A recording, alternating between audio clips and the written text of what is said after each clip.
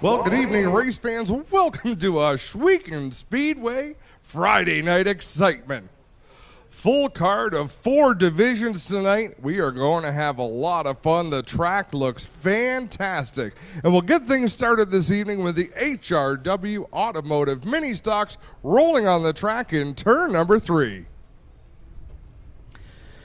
First of 4 qualifying heats out onto the speedway, lining up on the pole for heat race number 1. The wily veteran out of Caledonia, the 265, is Mike Evers. To his outside out of Thorold, the Home Hardware St. Catharines, Westlake Tire and Auto number 13M of Daniel McKay.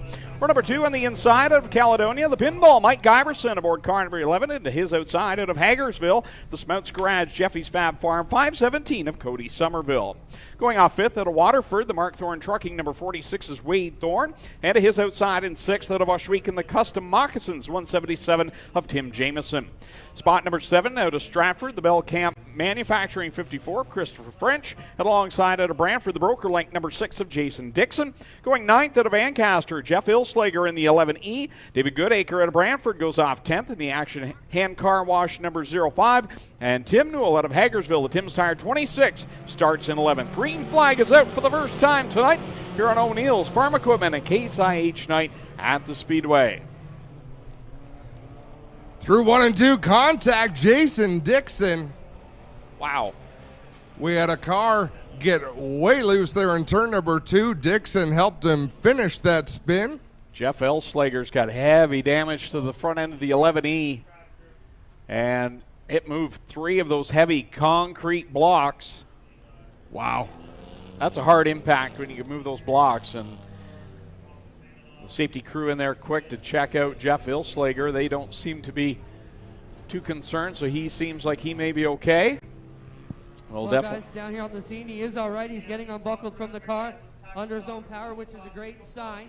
But they have done a number here to the turn 2 wall on lap number 1 of the evening. Hopefully that's not a sign of what is to come tonight. Welcome, everybody, here to the Big O as we get things underway. And, of course, track crew already being pressed into service, gentlemen, but a good chance to welcome everybody here. Well, they're ready for action at all times, Clint. Greg, this is a little nicer than last Friday, isn't it? Last Friday was a little sticky out there. Much nicer temperature. This is the weather we've been wanting, this type of day, and should be a great night of racing action. And it makes it a lot more comfortable to sit in the stands for sure to enjoy it when it's not scorching hot. We don't want to complain, though, because winter, we seem to complain about that too. But beautiful night. Glad everyone could join us here tonight. Good crowd on hand.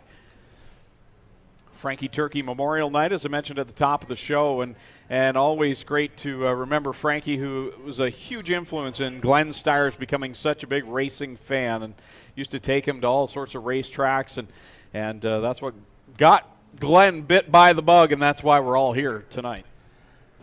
And folks, if you've got your smartphones, you will see we have replays again tonight. We've got Spencer back in the booth producing, so you can bet we're going to have some fantastic shots.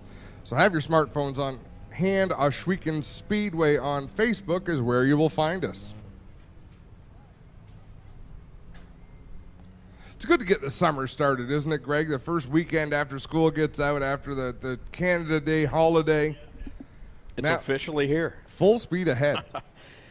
It happens so quickly, and before you know it, we're going to be to the Canadian Sprint Car Nationals. That's the sad thing. So much good racing still to come, though, and glad to have everyone here. And next week, another regular card of action. 2 weeks' time, the first autograph night. A lot of folks have been asking, when do we get a chance to go down to the track, meet the drivers, and July 20th will be our next autograph night. It's also Christmas in July that night, so there's a reduced admission to get in on that evening as well if you bring a new toy.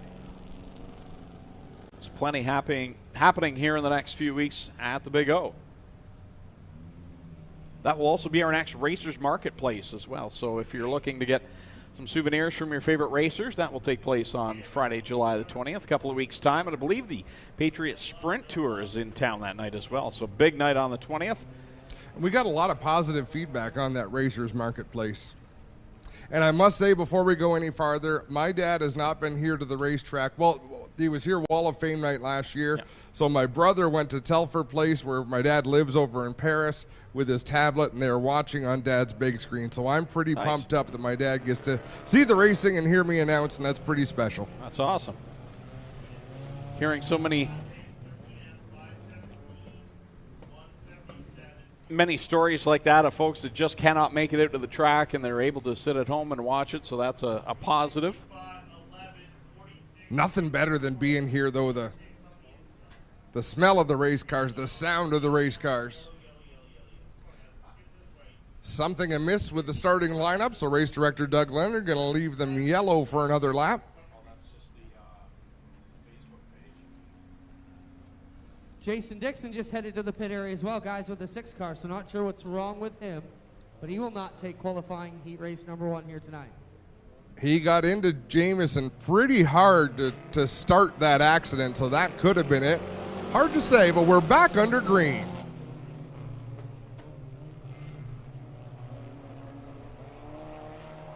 Off of turn number 2, down the back straightaway they go. Daniel McKay on the inside, Jamison on the outside, but wow, look at Dave Goodacre.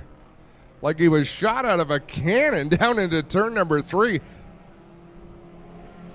That's as fast as I've seen that 05 car go in a lot. Is that a different car, Greg?